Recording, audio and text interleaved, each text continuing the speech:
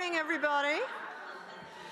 And welcome to the March Speaker Series General Meeting for KCWC. Welcome to our Zoom audience, and thank you all for making the effort to come today with a tube strike. Wouldn't you know, if it isn't COVID, it's a tube strike, so we just can't seem to catch a break. Anyway, for those of you who don't know me, I am Mary Narvell. I'm the president of KCWC, and it is my genuine pleasure to see you all here unmasked and at the RGS.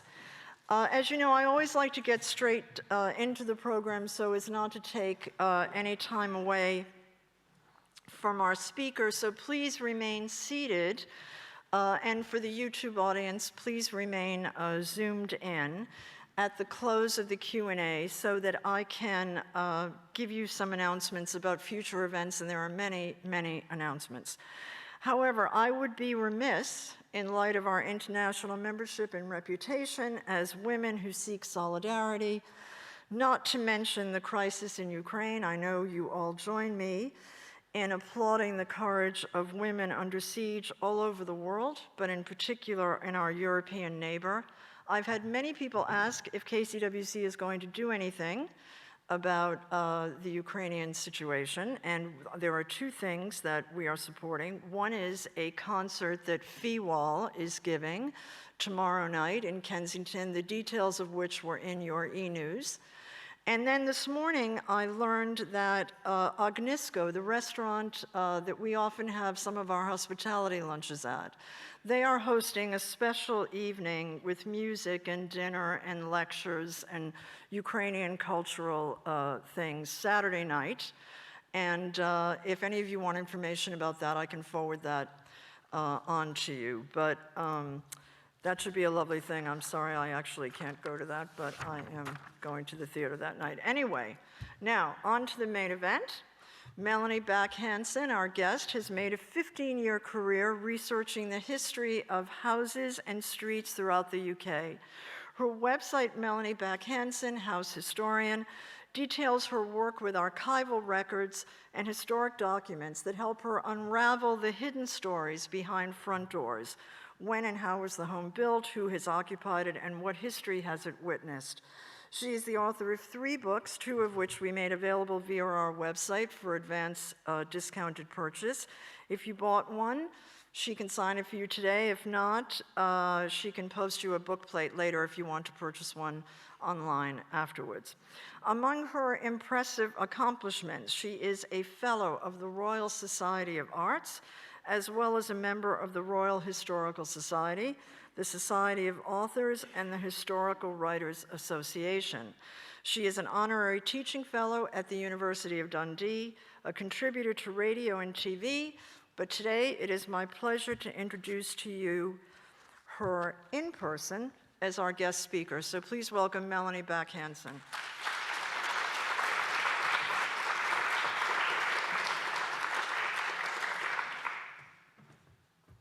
Thank you so much. It's so wonderful to be in a room with people. I've been doing so many talks online, so this is just great. So welcome, and thank you for inviting me.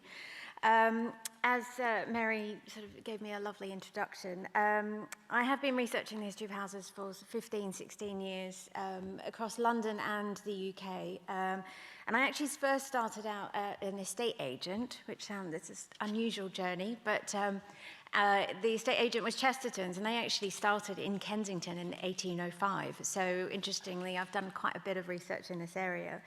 But I have been freelance now for 10 years and researching houses all over the country. And researching the history of houses is such a fascinating journey into our past. It's such a unique way of understanding the history of events and people from our sort of universal past, but the past of the UK and different parts of the country. And there are all sorts of history, all sorts of stories you can find. And you could find a famous name, you could find a scandal, but you can also find just extraordinary stories of our social history. And I'll just move on. I'll get that. This is actually one of my favorite pictures. It's actually High Street Kensington, if you can believe it. Yeah, I know, it's unbelievable, isn't it? So it's heading towards Kensington Gardens and Kensington Palace. And it's essentially, it was taken in 1887 for Queen Victoria's Golden Jubilee, which is actually what all the flags above the street are. But I just love it. Obviously, everyone in their carriages going off to sort of be seen in the Kensington Gardens. And then the man on the ladder, like I just can't get past you. Health and safety totally out the window. But it's just such a wonderful image, and it fits perfectly with where we are today. Okay, so as I said, it's all about the stories of people, and I do focus in my work on the stories of people within the house. And it's just such an amazing journey into what you can find through the social history. And it's often the history that's not in the history books. It's very much sort of ordinary people, but also perhaps famous people or extraordinary events that just have been missed. They haven't reached the history books. So there's all sorts of things you can find. And it's also perhaps ordinary looking houses where you can find fascinating stories. So you don't necessarily have to live in, you know, a large palace like Downton Abbey or anything. Actually, there's all sorts of things from all sorts of houses. And yeah, just following on from that, it is, yeah, all sorts of houses. And you can always find something. As I say, may not be a celebrity or a scandal, but there are all sorts of stories you can find. And I'm going to take you through a few of those today. But we're fortunate in London, in this part of London, that you'll almost always find something. There's always going to be perhaps a notable name or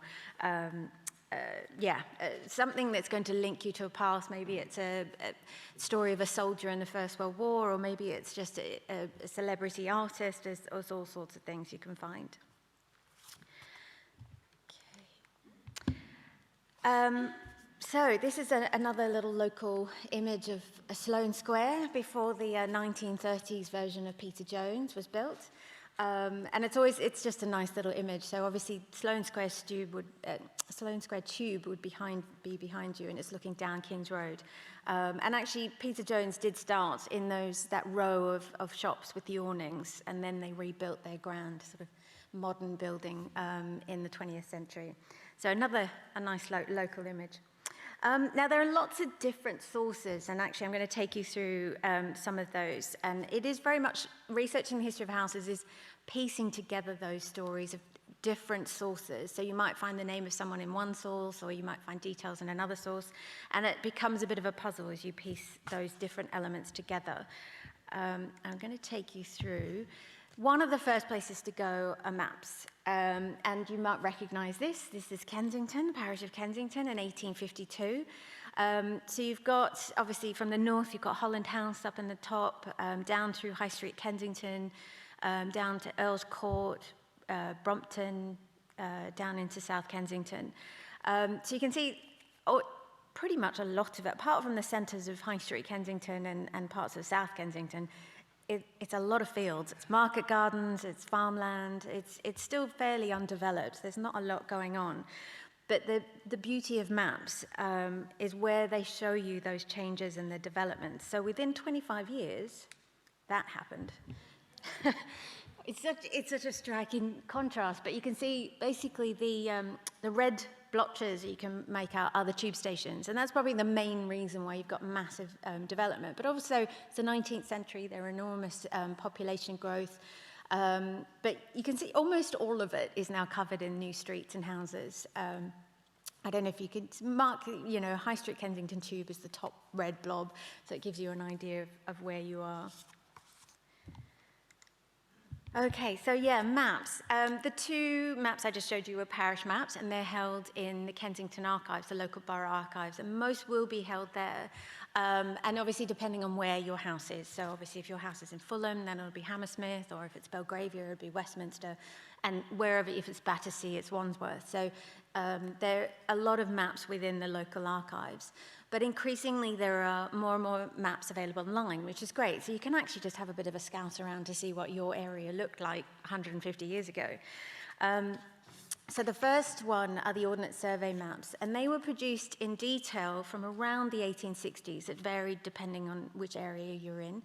And then they were periodically updated. So you can actually track sort of a street or a house from around the 1860s through to the 1890s, the 1910s, the 1930s.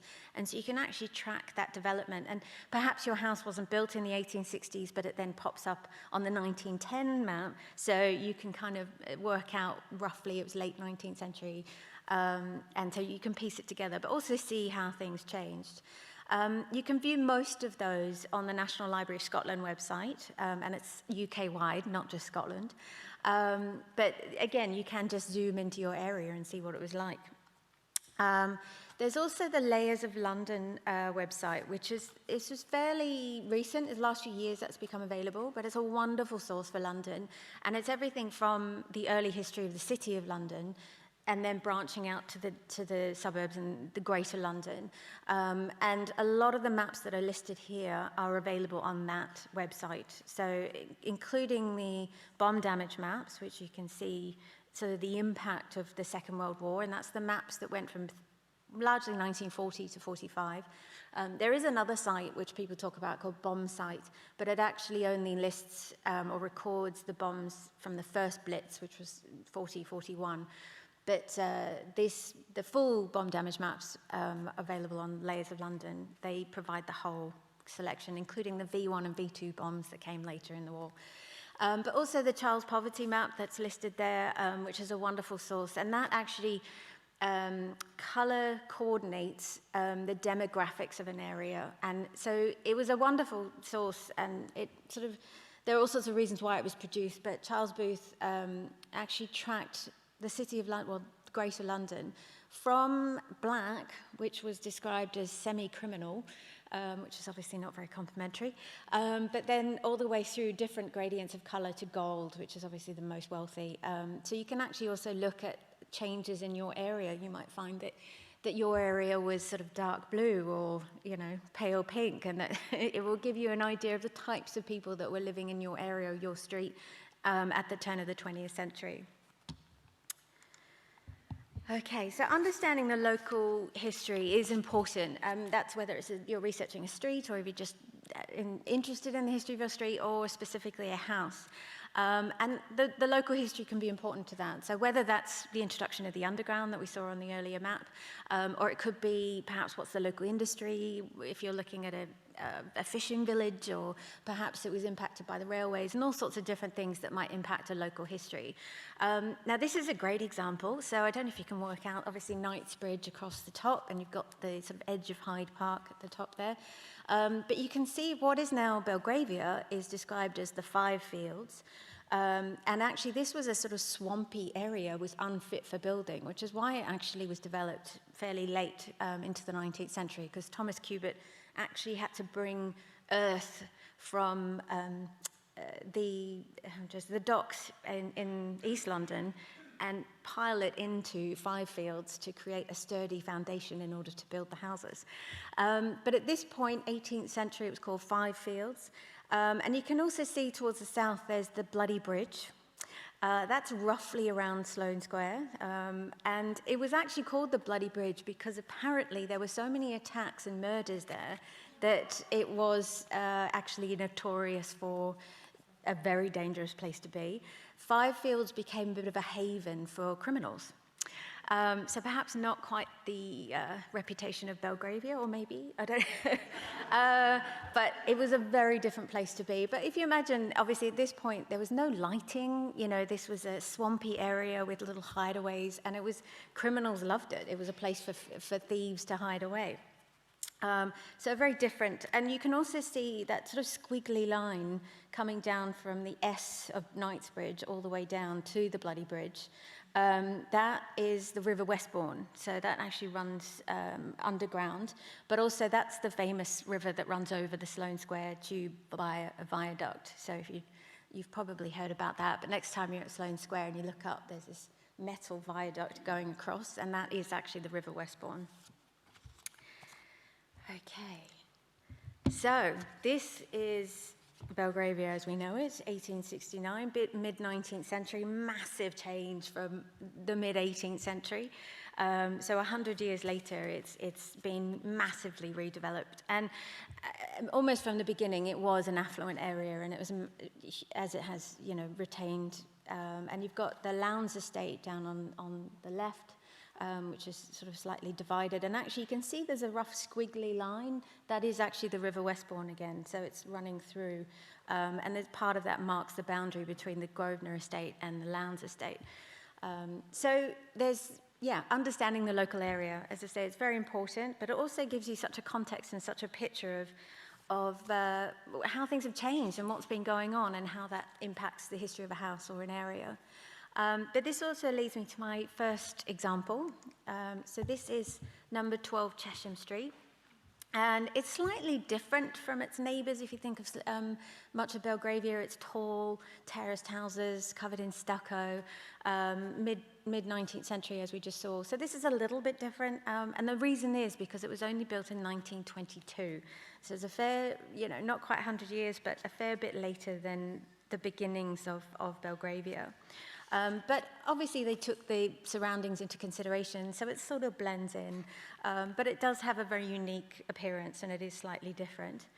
Now, the first residents were William and Beryl Riley-Smith, and this is Beryl shown on a famous painting by Alfred Munnings in 1925 on Snowflake.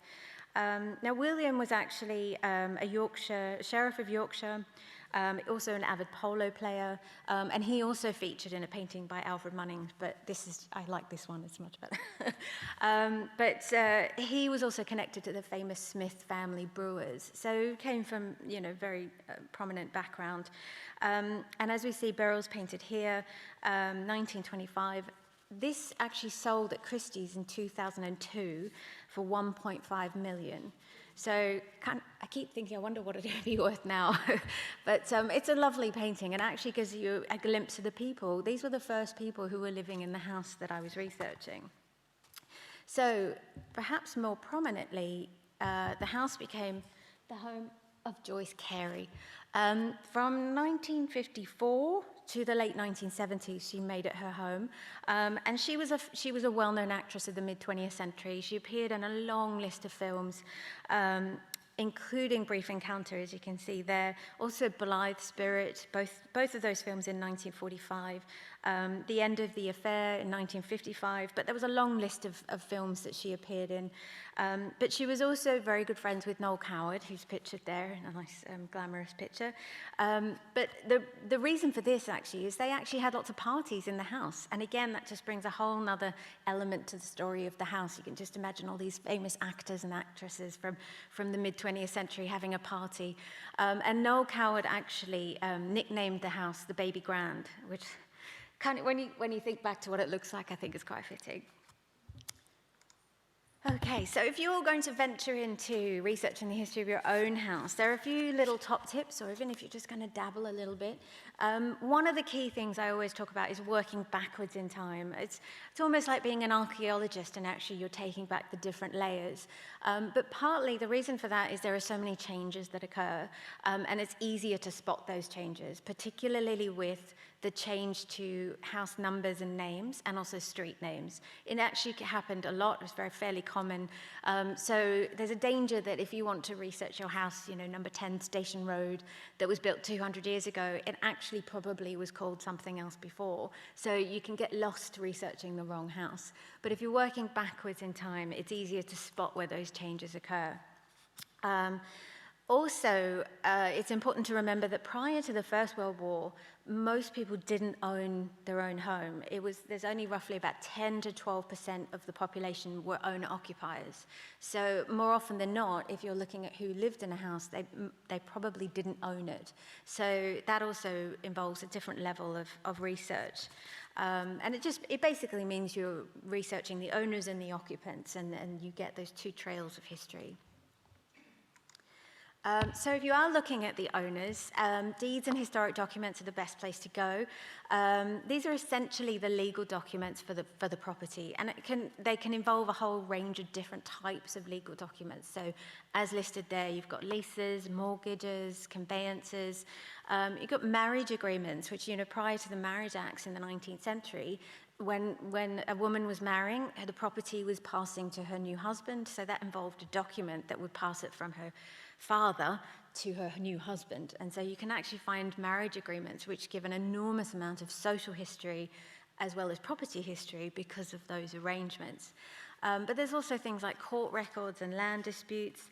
And there's a whole range of different ones. I've listed manorial and estate collections as well.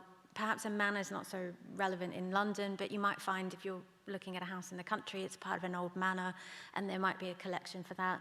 But estate collections, as mentioned, you've got things like the Grosvenor, Cadogan, the Lowndes, Sloane Stanley. There's all sorts of different family collections, and they will perhaps have their own documents and deeds, which will help tell the story. But it's not always guaranteed that you will find the deeds. And that's largely because of changes in the legal system. So from 1970, it was no longer required to keep the historic provenance through all those historic deeds, which is a bit heart-wrenching for someone like me. So basically, a lot of deeds got tossed. They got thrown out because they're no longer legally required.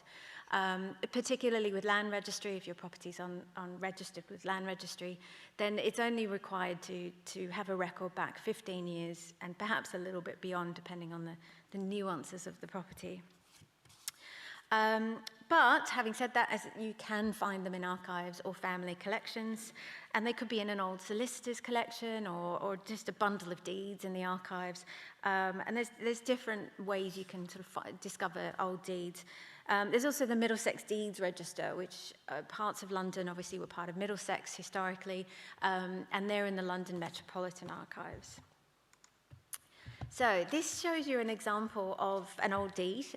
This is actually in the Grosvenor Estate Collection, and it's the original deed for a property which is now number 1 Belgrave Place, but it was formerly Upper Eccleston Street. Dated 1839, but predated back to 1825 for the ownership. And this was a direct deed with Thomas Cubitt for the building of the house. But you can see, if you've got, think about legal documents today, this is very different. But it also means they hold a lot of information. A lot of our legal documents today, they don't have the provenance, or they don't mention perhaps the previous arrangements and details, which are vital for telling the story of a house.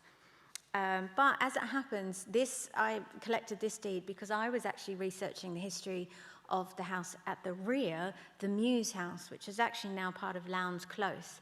But when it was first built, it was attached to the big house at the front, which is now on Belgrave Place. But it was still vital because it told me the story of the Mews House at the rear, which effectively was a coach house and stables. So historically sounds less exciting, but now it's a lovely home in the middle of Belgravia because it was converted into a house later. So moving on to my next example, this is 25 Wetherby Gardens, which is down near Brompton. And it's, it was obviously slightly different. It's built in that red brick style, which may be familiar to you because actually the building we're in now is a similar style, which is Queen Anne style, which is very much about the red brick turrets, gables, they're sort of Dutch gables, and it's very indicative of that style. And it was actually built for Sir Joseph Edgar Bohme, I hope I'm saying that correctly, and it was designed by Robert William Edis, who also worked on Sandringham and a couple of other famous buildings for the Prince of Wales, who later became Edward VII. But R.W. Edis was also a colonel in the Artist Rifles, which also has a fascinating story. The Artist Rifles were a voluntary regiment in the army, but it was founded in 1859 and was specifically founded with artists, musicians, writers. So it has an extraordinary kind of story of military history, but actually a lot of the people were all extraordinarily well-known, famous creatives of the late 19th and early 20th century. And Edis became a colonel in that regiment. So the house was built for Joseph Edgar Bohme, and he moved into his new house 1884, but he was a celebrated sculptor and very popular with Queen Victoria. He completed so many sculptures, there's a long list, but there's a few examples here. So you've got actually the famous sculpture of Queen Victoria outside Windsor Castle, that's his, and also the sculpture of Thomas Carlyle, which is along Chelsea Embankment. That was also his.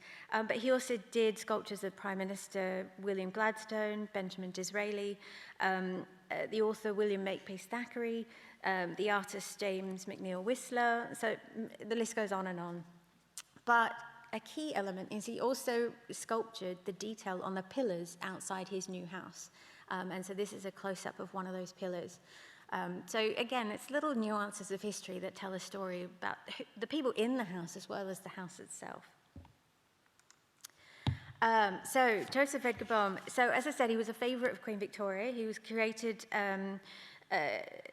sculptor in ordinary to Queen Victoria in 1880, and along with that, he was appointed as tutor to Princess Louise, Duchess of Argyll, Queen Victoria's daughter. And it has become sort of widely accepted that they became lovers, just to throw a bit of a royal love affair in there.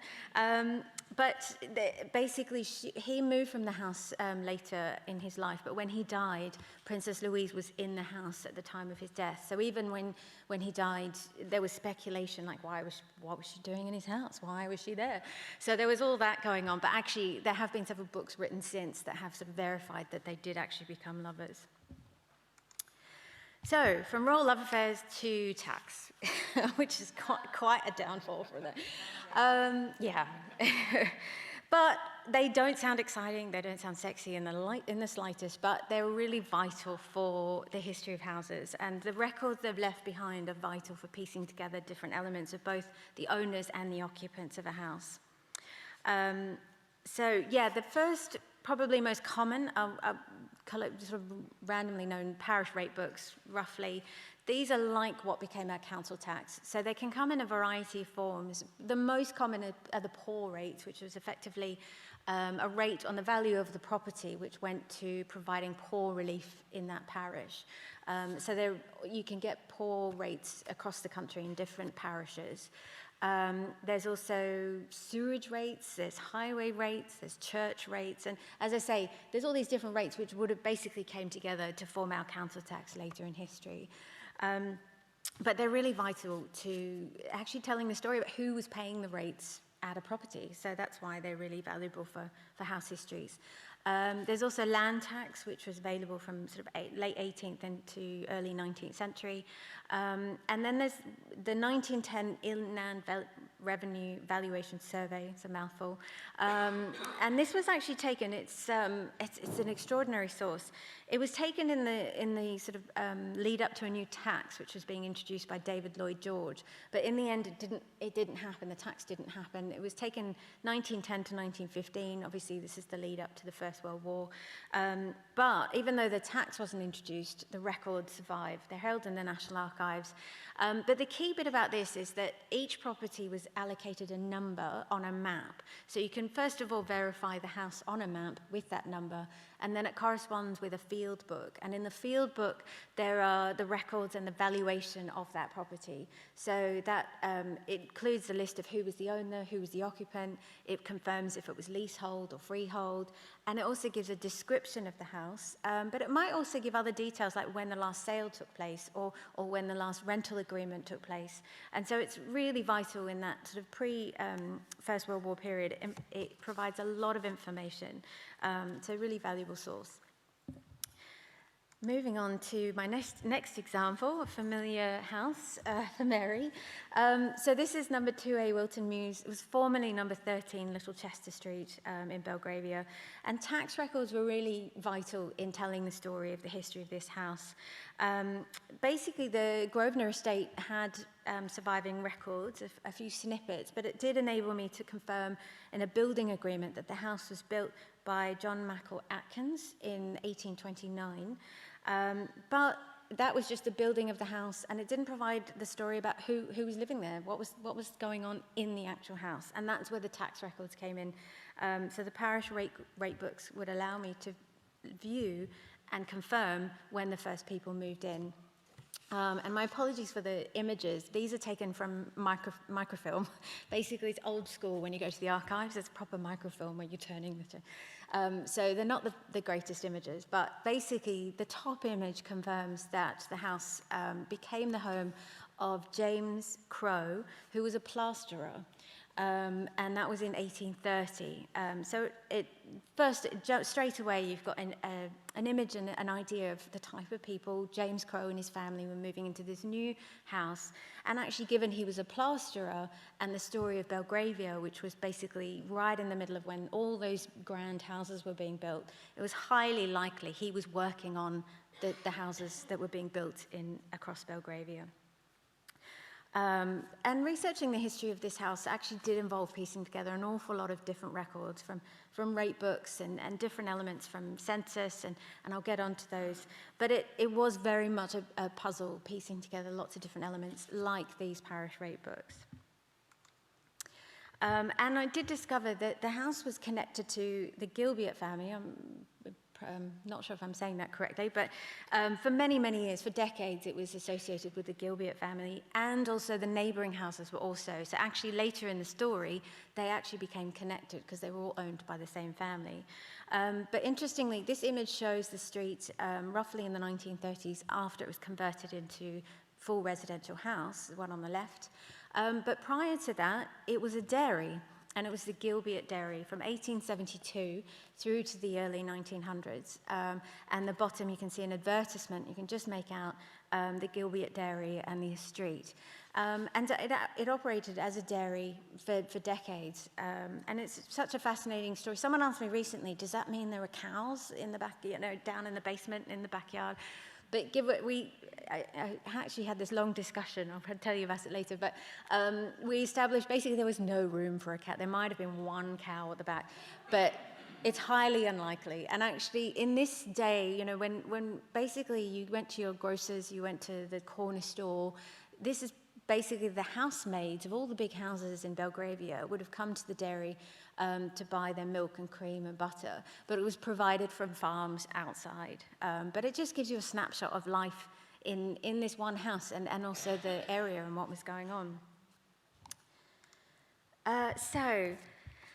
Occupational records. This is another lovely image. This sort of shows you Cheney Walk in Chelsea, the Chelsea Riverside, 1840. And the reason I love this image is because it shows you this was about 10 years after the King's Road became public. Prior to 1830, the King's Road was literally the King's Road, and you actually had to have a special token to drive on it, to ride your horse or your carriage or your cart. But in 1830, it was made public, and this actually changed the whole history of Chelsea, because prior to that, as this image shows, it was a riverside village, and actually you got the church, what is now the old church in Chelsea by the river, but this is also before the embankment, which came later, and all those houses along the riverside, that was the centre of Chelsea, so it just gives you a whole different sort of impression of it.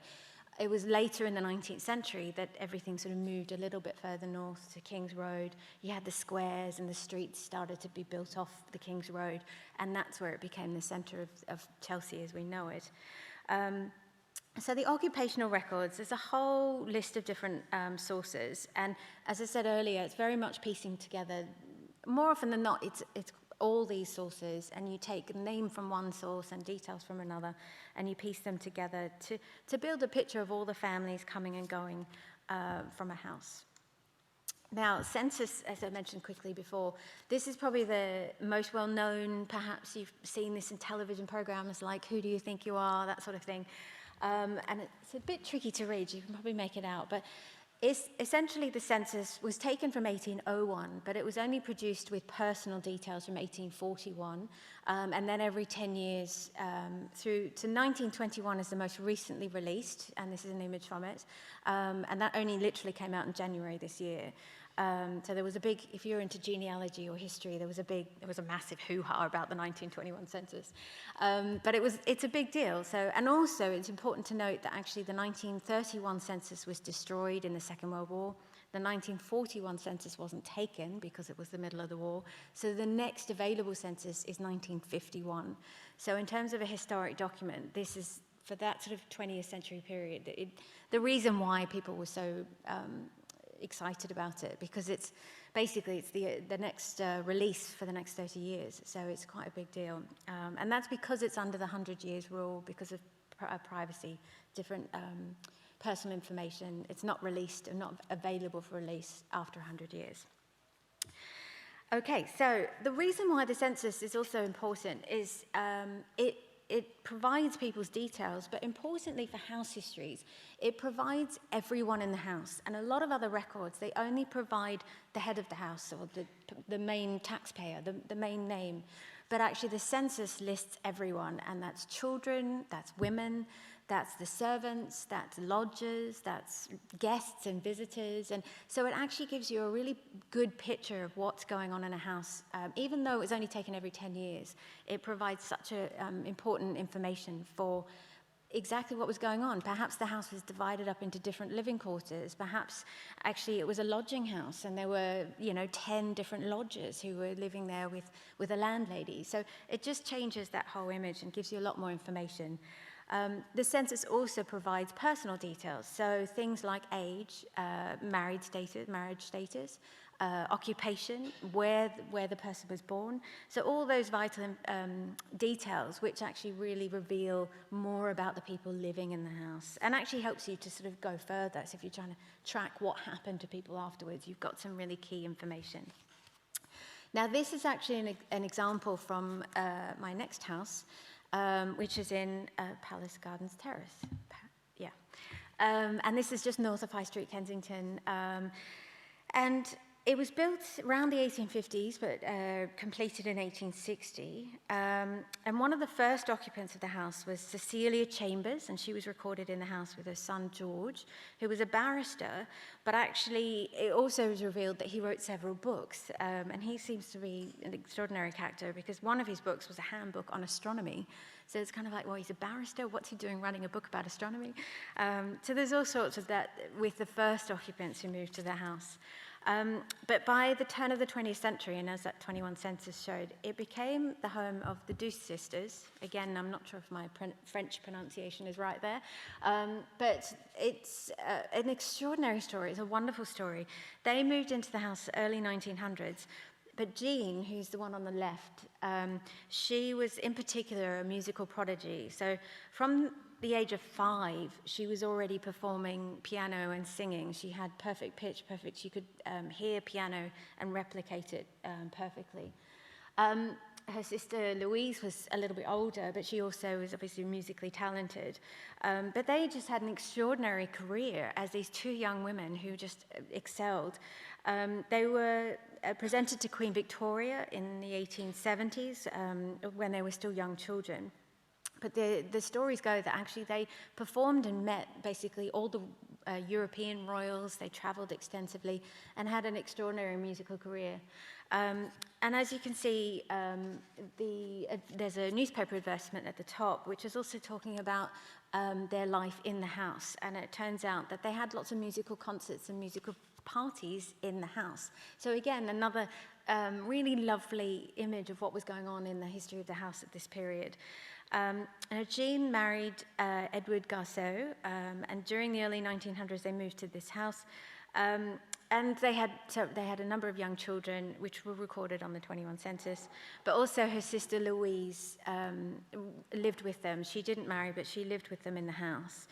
And yeah, the newspaper clipping is such a lovely little snapshot of a charming musical party that's being taken place in the house. So there are a number of other sources. So from the census, there are electoral registers, which again don't sound that thrilling, but they are really vital for telling you stories about details about who was actually living in the house. But also remembering that not everyone was eligible to vote through different periods of history. And that includes women before 1928, but also men before 1918. And even after 1928, that was the age of 21, so that changed much later to 18. But also things like children, people who aren't British weren't eligible to vote. But despite all those, and despite the fact that they weren't completed during the 2 world wars, when you match it up with different records, so the census and different elements, it helps provide a detail about who was in the house, particularly for the 20th century. Okay, and another of those sources are directories. Now, these are often called post office directories or Kelly's directory, and that's because they were the publishers. That's the only reason why. But again, as I said earlier, they only record the head of the house.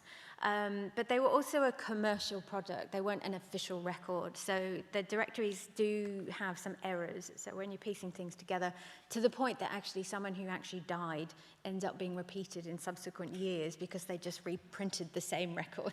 So things like that you need to kind of watch out for. But there's also things like local directories and court directories, which are really valuable for the fashionable districts of London. So Mayfair, Belgravia, Marylebone, those sorts of areas where people would come into London for the social season, and this was a record of the addresses. So for those sort of central London areas, it's a really vital but also really fascinating source about the people. They literally would rent rooms in a house or a whole house for the season and then go off to their country house, and so actually it just tells you a whole nother story about what's going on. Another source, which also only came out fairly recently, is the 1939 Register. This is only available online, which through Ancestry and Find My Past. But it's a really valuable source, again, for the 20th century. It was taken in September 1939, the first month of the Second World War. The main reason was to create ration books and ID cards. And it became used for other reasons later in the war, but that was its initial purpose. And it's like a census, so it records the name of the person at an address, also their sex, their date of birth, their occupation. But a really important element is it also records their war work, and there's some really fascinating examples where you've got a house of seemingly ordinary people, a bus driver or a labourer, and then you find out that they were an air raid warden, or, it's a whole other aspect of history and social history, and you see that actually their voluntary war service is recorded, so it can be really valuable. Now, the examples I've listed there, this is for my next house example. So, house in Old Church Street in Chelsea. The top one shows Ben Levy, who is a dramatist, but also notes that he was with the government, present with the government. But he was in the house with his staff. There's servants in the house.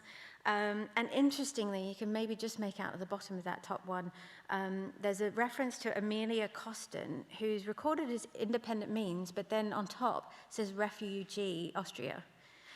So, yeah, again, valuable source to what's going on. It's 39, the war's broken out, so all sorts going on. But importantly, I've added the second reference, and this is because Ben Levy's wife wasn't at home. And I was like, well, where's Ben Levy's wife? It turns out Ben Levy's wife was Constance Cummings, who was an actress. And when the 1939 Register was taken, she was on tour with a troupe of actors, and she was staying in a hotel in Manchester. So again, it's like, well, Chelsea to Manchester. But I had to sort of stop myself because there's just so many amazing names, including James Stewart. I almost had a heart attack going, oh my gosh, she was James Stewart. Turns out it wasn't the James Stewart, but it was James L. Stewart, who went by the name of Stuart Granger. But he also became a really well-known TV and film star of the mid-20th century. But interestingly enough, there's also, you can see, Constance Levy's at the very bottom, she's number 8. But then also there's a Robert Dunnett.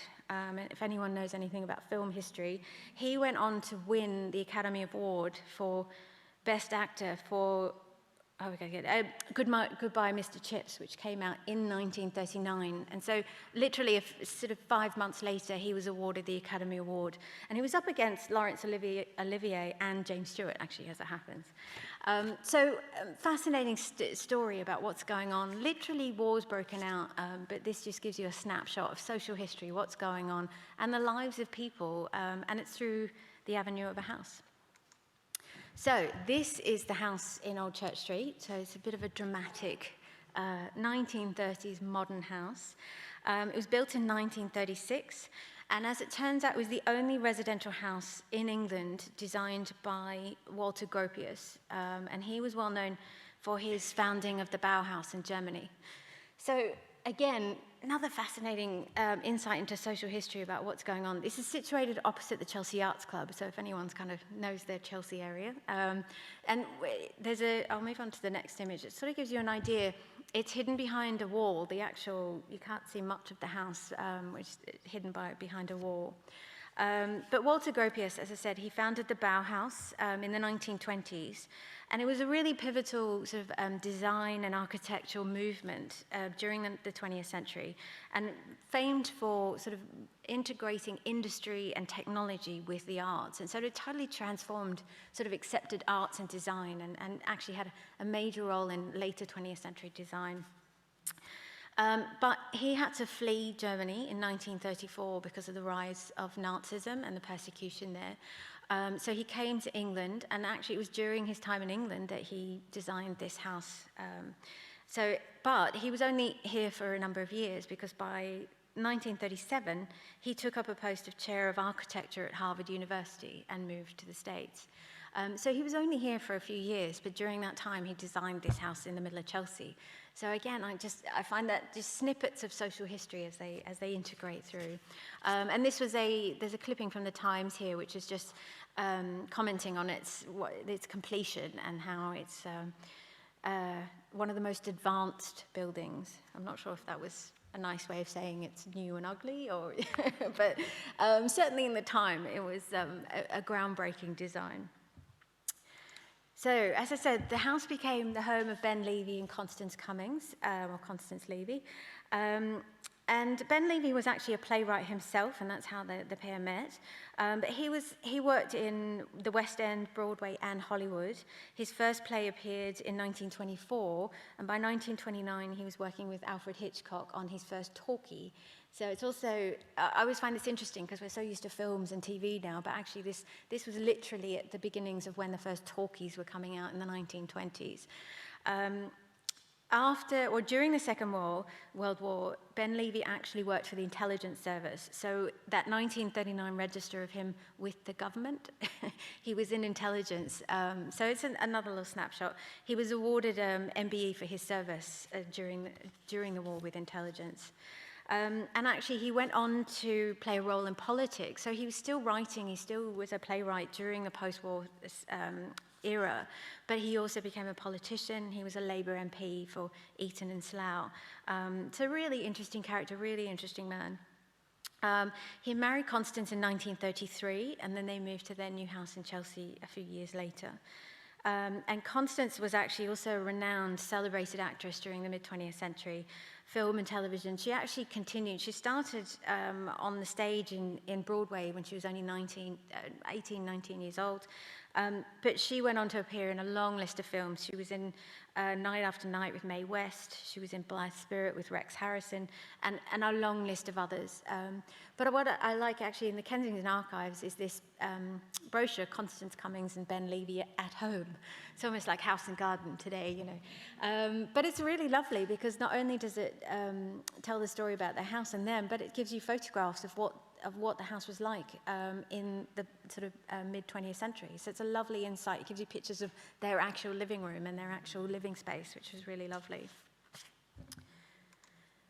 So there are a long list of additional sources, and as I say, with census and electoral registers and directories and maps, as I said at the beginning, there's lots of different elements, and you piece them together to build up the story of a house. And at this point, you start getting into records that you might not find for every house. Obviously, newspapers are a wonderful source, and I've included a few clippings here. And the key thing with newspapers is you can find records of sale, when it was being promoted for sale or when it was being available to rent. But there's also things like when a new housemaid was needed, or perhaps an announcement of births and weddings and burials and deaths. You get obituaries and things like that. But then you also get the social history, the notices of events. So as we saw with Gilby at Derry in Little Chester Street, or the Deuceses having a musical party in their home. So the newspapers can really add so much social history, really valuable. But then you've also got sales particulars and auction catalogues, building and drainage plans. Drainage plans do not sound exciting, I realize, but actually they have wonderful information. And most of the time, sadly, the early sort of finding plans for when your house was built is unusual and rare. So unless you're looking at a really grand house, something like Lotha Lodge we're in today or something like that. But drainage plans tend to come in the early 20th century, most often when people are building a new bathroom or putting an interior bathroom into their home. So their house might have been built in the mid-19th century, and actually you might have been using bedpans and there was no indoor toilet, but by the early 1900s, the toilets and bathrooms are coming inside, so that's when they're putting plumbing in and drainage, and that's, yeah, as I say, it doesn't sound exciting, but in the story of a house, it tells a story and actually reveals more about the house. And also they can provide plans, and it can show you room layouts and things like that, which are great. Insurance records as well. They might only list details, they might list, I've done some houses where essentially they're insuring the house and its contents, but they often only record things like linen, glass, china, which doesn't give you a lot of detail, but they can sometimes also record things like musical instruments, and so that also gives you a bit of life and detail about what's in the house. Okay, this is a nice picture of Knightsbridge. You can just see, probably the traffic's about the same today. But photographs and illustrations are another valuable source. Again, you might not find them for every street and every house, but if you can find them, they can often be this sort of thing, where actually it's a street view and you can find a glimmer of a section of your house within a street view, something like that. Letters and diaries, parish registers. This is where actually the story and research actually goes into more genealogical research. So you've perhaps found the list of names of people who owned or occupied your house, but now it's like, well, who were they? What are their stories? And actually you start delving further, and you can be really lucky and find things like illustrations or letters, but it's things like parish registers or civil registration, which records people's births, marriages and deaths effectively, so you can work out who they married and when they married and perhaps where they moved to. Wills and probate are another really valuable source. They often record things like details of who the property is going to, but they can often include lots of family history and some. It sounds sad, but actually I've had some wonderful wills where actually they tell you all this like gossip basically about what's going on in the family. There was one I was researching in Kensington, actually down near South Kensington, and it turns out that he disinherited his son because he found out she was having an affair, and he had an illegitimate daughter, so he disinherited his son and left everything to his grandchildren. So, and it's all in this like long will where he describes everything. So it's actually quite, yeah, as I say, lots of gossip, but really valuable. And then also things like military and church records, and that will obviously depend on the story of your house. If you discovered that actually the owners were part of the church, or perhaps a former occupant was in the military, and so therefore you'd go off into different records and you'd branch out into different areas to tell the story of people. So this is another nice old image of Chelsea, Kensington. Obviously the riverside, Chelsea, and Kensington is basically the hills in the back. And this was at a time when Chelsea was known as the village of palaces, because it had large houses. One of Henry VIII had a palace here, and many royals lived. And this is effectively, basically, they would travel along by river and get off by boat to their palace in the countryside in Chelsea. But equally in Kensington in the back, and the three houses, I don't know if you can just make out, is Holland House, and then there was Camden House, and what became Kensington Palace. So they're sort of right on those top three. But essentially I've taken you through this sort of sweeping history of all the different sources and all the sorts of things you can find out. But I hope this has kind of given you a glimpse of what's involved, but also perhaps a little inspiration, and the sort of things you can find when you research the history of a house or your street or your neighborhood.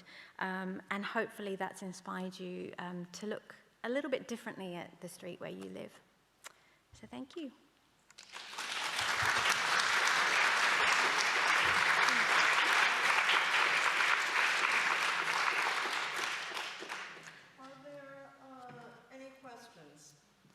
Yeah. Hi. How do you select the houses the properties that you're going to research? Great question. I am freelance, so effectively it's whoever commissions me to research the history of the house. So yes, so I was fortunate to work on Mary's house, which is how we came in contact. But yeah, people find me on my website or yeah.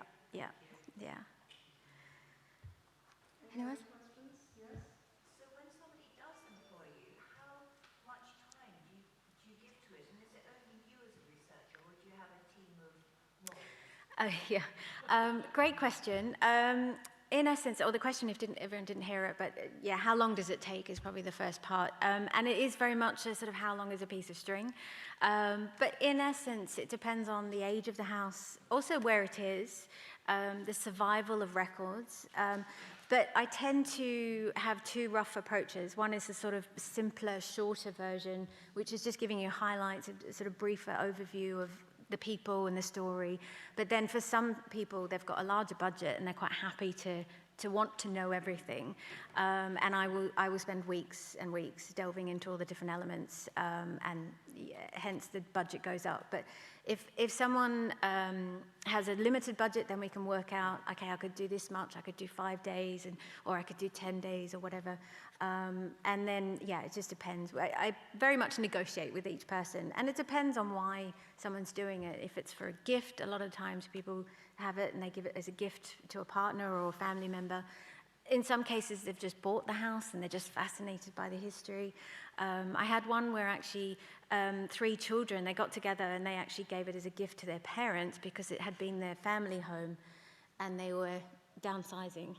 So it was a nice kind of farewell gift to the house. So, and it can be just a short report if someone's really wanting to know the story. But to answer the second part of the question, it is just me at the moment.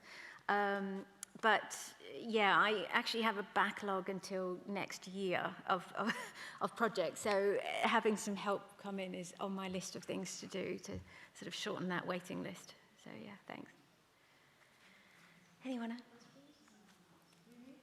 Is it much more difficult to investigate a house which no longer exists? In theory, no. It should relatively be the same approach. I actually did a lovely row of cottages in Somerset that were burnt down in just after the war, so the late 1940s. And the current owner wants to reinstate them because it's literally a shell. And the current owner wants to reinstate them as 3 cottages for his estate. So we have the shell. And then I just went off and researched it like I would normally. So, and even if it's not there anymore, you can still, if you're looking at maps and different records, you can find references to the original house. And the same goes if you're on a site which is now a modern house, it might have been built 10 years ago, but actually you want to know what was there before, what was going on prior to that. So, yeah. Hi. Thank you so much for your speech. I thoroughly enjoyed it. I used to live in that area, Chesham Street, Oh, Town Square, Belgravia, behind Peter Jones.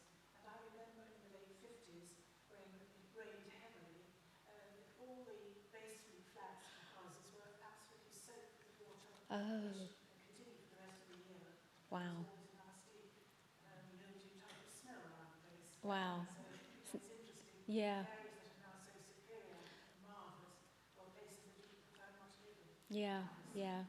Actually, Chelsea's really interesting for that because it was kind of down and out, you know, in its early history. It was as I say, it started as a fishing village, and it even into the sort of basically prior to the sort of swinging 60s and the whole sort of influx of sort of post-war social life.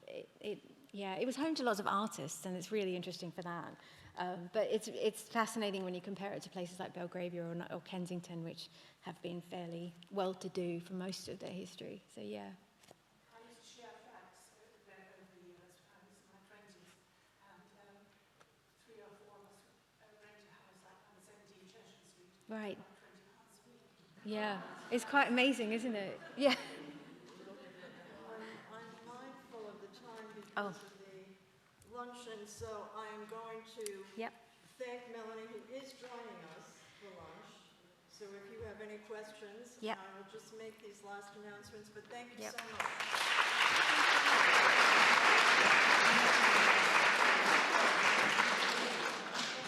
Okay.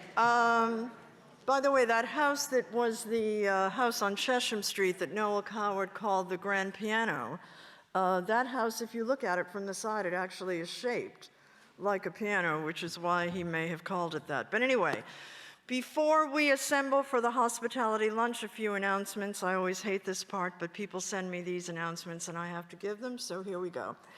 The big one, though.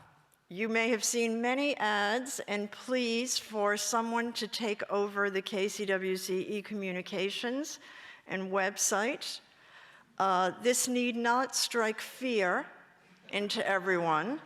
I think it's much more frightening, the thought, if no one steps up to do this job, because all the wonderful emails you get and the great website and the way you book everything will not really be working unless we have a volunteer who's going to come in to help web.com run this website. So I am hopeful that my inbox might be filled with someone saying they would like to volunteer their time. This job is not going to be terrifying. It's going to have a huge frequently asked questions section, and really the website now is run by web.com, but please do consider volunteering for that.